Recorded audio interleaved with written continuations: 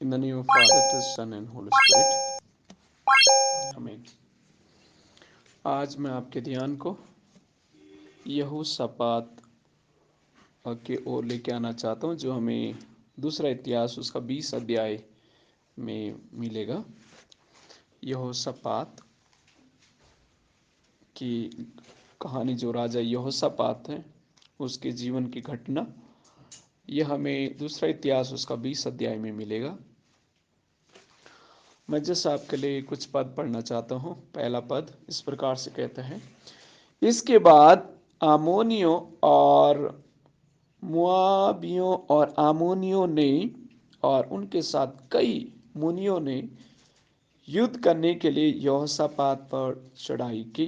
तब लोगों ने आकर यहोशापात को बता दिया, ताल के पार से एदोम देश की ओर से एक बड़ी भीड़ तुझ पर चढ़ाई कर रही है, और देख वह हसासोनतामार तक, जो एन नदी की कहलाती है, पहुंच गए हैं।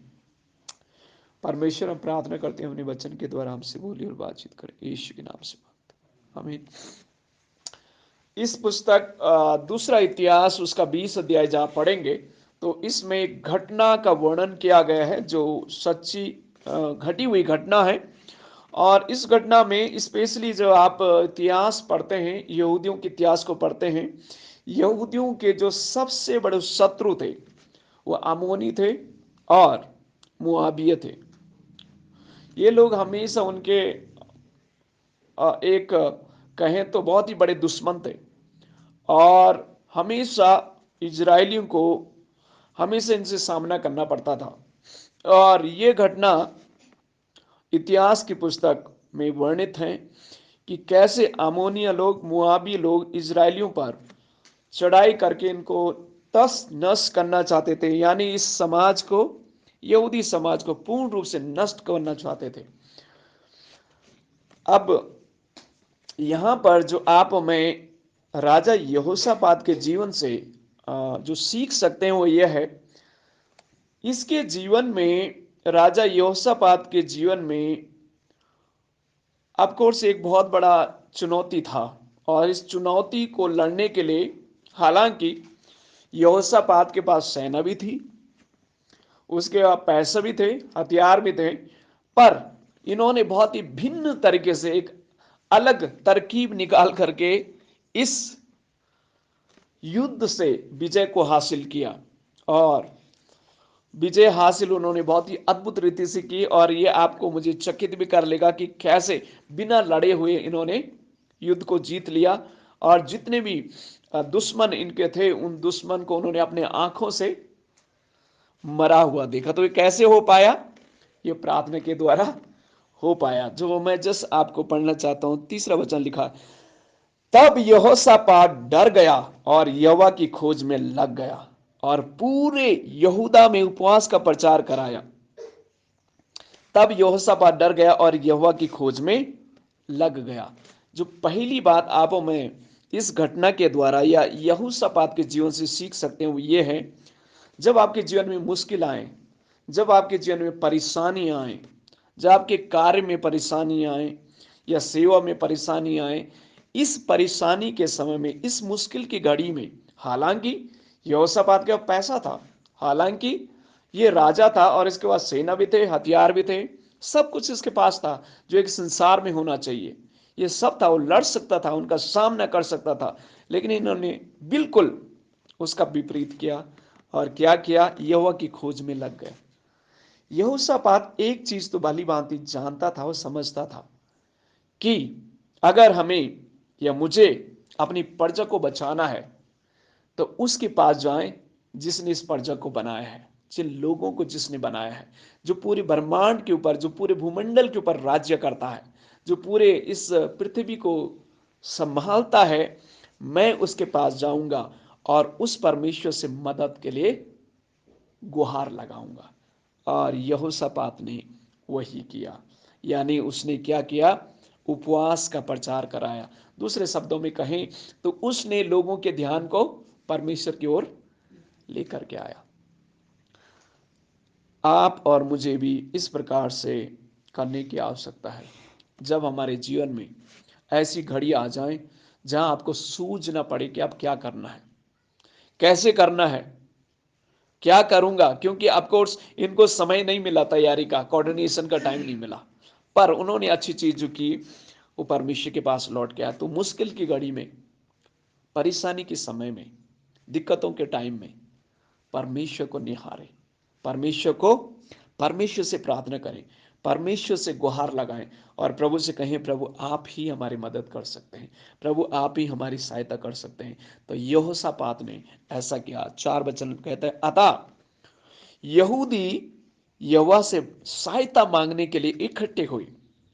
यहोशापात अकेला नहीं, लेकिन इसने लोगों को भी क्या किया, इकट्ठा किया। और जब वो इकट्ठे हुए, यहूदियों के सब नगरों से यहोवा से भेंट करने को आए। सब परमेश्वर की ओर, परमेश्वर की उपस्थिति में, परमेश्वर की हुजूरी में लोगों को उसने किया और परमेश्वर से प्रार्थना करने लगे, परमेश्वर से मदद मांगने लगे, परमेश्वर से सहायता मांगने लगे। और जब यहोशापात ने ऐसा किया, परमेश्वर ने उनकी प्रार्थना को सुना, परमेश्वर ने अपने कान उनके ओर लगाए, परमेश्वर ने उनकी मदद की, परमेश्वर ने उनकी सहायता की। ये अब हमारे लिए एक संदेश है, एक मैसेज है जो परमेश्वर में यहोशापात के जीवन की घटना के द्वारा बताना चाहते हैं कि जब भी मुश्किलें आई, परेशानी आई, परमेश्वर को पहला निहारें, परमेश्वर की ओर मुड़े, प्रभु से मांगे मदद, परमेश्वर से मांगे। कई बार हम ऑफ कोर्स मनुष्यों के पास मदद के लिए गुहार लगाते हैं। मनुष्य की क्षमता है, उसकी योग्यता है, वो हर एक चीज में आपकी मदद नहीं कर पाएगा, उनकी एक लिमिटेशन होती है। लेकिन परमेश्वर की कोई लिमिटेशन नहीं है, परमेश्वर की कोई सीमा नहीं है। असीमित परमेश्वर है और महान परमेश्वर है। उसका नाम यहोवा परमेश्वर है, जो हमारी मदद और सहायता कर सकता है, जैसे उसने यहोशापात की मदद और सहायता किया। और जो आगे हम वचन 9 में हम पढ़ते हैं, तो पहली बात जो हम सीख सकते हैं, मुश्किलों में परमेश्वर से सहायता मांगिए, परमेश्वर से प्रार्थना करें, उसकी उपस्थिति में आए और उससे सहायता और मदद की गुहार लगाएं, उससे प्रार्थना करें। जैसे अभी हाल में ही मणिपुर के हालात बहुत गंभीर है, स्थिति बहुत हाथ से कंट्रोल से बाहर है। ऐसी परिस्थिति में परमेश्वर मदद कर सकता है। हम उनके लिए प्रार्थना करें। पूरा देश उनके लिए प्रार्थना कर रहा है, पूरी दुनिया उनके लिए प्रार्थना कर रही है। प्रभु मदद उनकी भी जरूर करेगा। हम भी उनके लिए आज प्रार्थना करेंगे। और साथ ही दूसरा जो बात हम सीख सकते हैं यहोशापात के जीवन से, 20 अध्याय के 9 वचन जिसमें पढ़ना चाहता हूं, 9 वचन के लास्ट पैरा में आना चाहता हूं। खड़े होकर अपने कलेश के कारण तेरी दुआएं देंगे और तू सुनकर बचाएगा। वचन 12 पढ़ना चाहता हूं। हे हमारे परमेश्वर, क्या तूने उनका न्याय ना करेगा, या जो बड़ी भीड़ हम पर चढ़ाई कर रही है उसके सामने हमारा तो बस नहीं चलता और हमें कुछ सूझता भी नहीं है क्या करना चाहिए, परंतु हमारी आंखें तेरी ओर लगी है। आमीन। वचन 20 कहता है, वह सवेरे उठकर तकोआ के जंगल की ओर निकल गए और चलते समय यहोशापात ने खड़े होकर कहा, हे यहूदियों, हे यरूशलेम के निवासियों, मेरी सुनो, अपने परमेश्वर यहोवा पर विश्वास रखो। आमीन। तब तुम स्थिर रहोगे और उसके नबियों की प्रतीति करो, तब तुम कृतज्ञता हो जाओगे। विश्वास रखो। दूसरी बात जो यहोशापात के जीवन से हम सीख सकते हैं कि मुश्किल का सामना उसने कैसे किया। पहले मुश्किल का सामना उसने प्रार्थना किया, परमेश्वर की ओर मुड़ा और परमेश्वर की उपस्थिति में अपनी समस्या को रखा, अपनी मुश्किल को रखा, परमेश्वर की ओर लोगों के ध्यान को किया, लड़ाई की ओर नहीं, मुश्किल की ओर नहीं, परमेश्वर की ओर उनके ध्यान को किया। दूसरी बात, यहोशापात ने परमेश्वर पर विश्वास रखने के लिए लोगों को उत्साहित किया। स्वयं उसने परमेश्वर पर विश्वास रखा। दूसरा, उसने तमाम लोगों को यह उत्साहित किया कि परमेश्वर पर क्या रखो, विश्वास रखो। जब आप और मैं, हमारा विश्वास, हमारा भरोसा परमेश्वर पर होता है, परमेश्वर हमें क्या करता है? संभाल लेता है, बचाता है, दृढ़ करता है, संभालता है, और हमें मुश्किल से बचाने के लिए परमेश्वर सक्षम है। विश्वास बहुत ही जरूरी है, क्योंकि जब मुश्किलों में आप होते हैं, जब आप में परेशानी में होते हैं, हम डाउट करना शुरू कर देते हैं, संदेह हमारे मन में आ जाता है। लेकिन यहोशापात के जीवन से हम सीख सकते हैं, जब मुश्किल की घड़ी आपके जीवन में आ जाए, अपने ध्यान को परमेश्वर की ओर लगाएं, उस पर विश्वास रखें, उस पर भरोसा रखें, उस पर आशा लगाएं, ये समझते हुए कि परमेश्वर पूरी पूरी सृष्टि का सृजनहार है, उसका नियंत्रण हर एक चीजों में है, हर एक बातों में परमेश्वर का नियंत्रण है। तो यहोशू के जीवन से एक बात को हमें और सीखने की आवश्यकता है, हमारा विश्वास अपने बल पर नहीं, अपने हथियारों पर नहीं, अपने अधिकार पर नहीं, अपनी तलवार पर नहीं, अपने पैसा पर नहीं, अपनी सेना पर नहीं, कुछ जो मटेरियल चीज है उस पर नहीं, पर परमेश्वर पर विश्वास रखें। ये बहुत जरूरी है, और यहोशापात ने ऐसे ही किया। और जब उन्होंने ऐसा किया तो परमेश्वर का आश्वासन देखो उनके लिए क्या। 15 वचन जहां पढ़ते हैं, लास्ट पैरा में मैं जस्ट पढ़ना चाहता हूं, यहोशापात तुम सब ध्यान दो, यहोवा तुमसे यूं कहता है, तुम सब बड़ी भीड़ से मत डरो और तुम्हारा मन कच्चा ना हो, क्योंकि युद्ध तुम्हारा नहीं परमेश्वर का है। आमीन। आश्वासन देखो परमेश्वर का, परमेश्वर आश्वासन दे रहा है यहोशापात को, यहोशापात ध्यान मुझ पर दो, मेरी ओर अपने ध्यान को लगाएं। जब कलेश होता है, जब परेशानी होती, जब मुश्किलें आती, हमारा ध्यान मुश्किलों पर चला जाता है, हमारा ध्यान परिस्थिति में चला जाता है, हमारा ध्यान भटक जाता है, और हम कमजोर हो जाते हैं, और हम संदेह करने लग जाते हैं। लेकिन परमेश्वर हमें आश्वासन देता है कि युद्ध तुम्हारा नहीं परमेश्वर का है। अपने मन को कच्चा ना करें, अपने ध्यान को ना भटकाने दें, डरे नहीं, विश्वास रखें। और विश्वास करने वालों के लिए कुछ भी असंभव नहीं है। परमेश्वर उनके लिए स्वयं लड़ रहा। कितनी खुशी की बात है कि आपको मुझे लड़ने की आवश्यकता नहीं, परमेश्वर हमारे लिए लड़ता है, क्योंकि हमारा परमेश्वर महान परमेश्वर है। तो यहोशापात ने वही किया, लोगों को विश्वास करने के लिए उत्साहित किया, लोगों के ध्यान को परमेश्वर की ओर किया, और परमेश्वर ने उन्हें अपना आश्वासन दिया कि मैं तुम्हारी ओर से लड़ूंगा। अगली बात जो हम यहोशापात के जीवन से सीख सकते हैं, 16 वचन को जिसमें मैं पढ़ना चाहता हूं, कल उनका सामना करने को जाना, देखो वह शीश की चढ़ाई पर चढ़े आते हैं, और यरूएल नामक जंगल के सामने नाले के सिरे पर पहुंच पहुंच तुम्हें मिलेंगे। वचन 17 कहता है, इस लड़ाई में तुम्हें लड़ना ना होगा। कितनी खूबसूरत बात है, इस लड़ाई में तुम्हें लड़ना नहीं होगा। ये यहूदा और हे यरूशलेम ठहरे रहना और खड़े रहना, यहोवा की ओर से अपना बचाव देखना, मत डरो और तुम्हारा मन कच्चा ना हो। कल उनका सामना करने को चलना और यहोवा तुम्हारे साथ रहेगा। आमीन। परमेश्वर के कार्य को हम यहां पर देखने पाते हैं।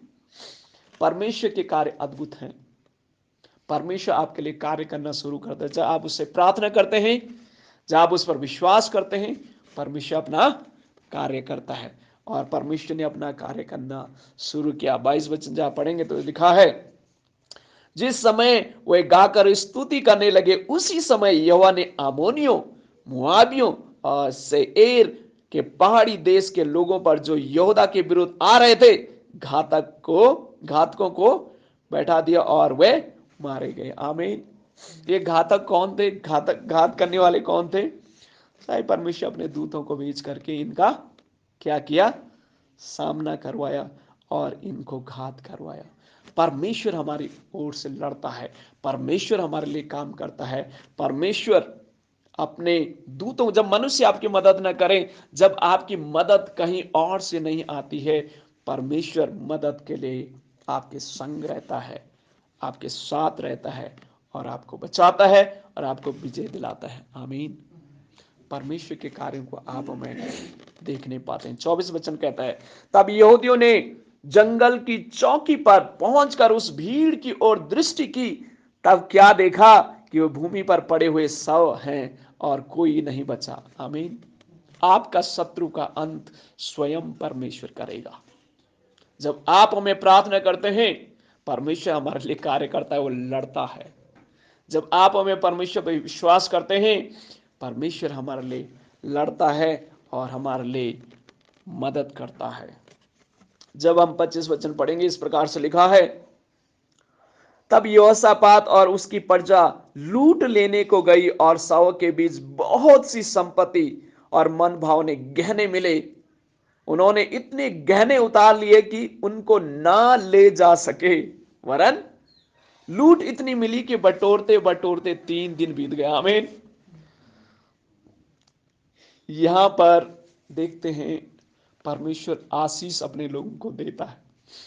एक्चुअली ये दुश्मन इनको लड़ने के लिए आ रहे थे, मारने के लिए आ रहे थे, लेकिन परमेश्वर ने स्वयं उन्हें मार दिया और अपने लोगों को इतनी आशीष दी, इतनी आशीष दी कि कितने दिन बटोरने में लग गए इनको?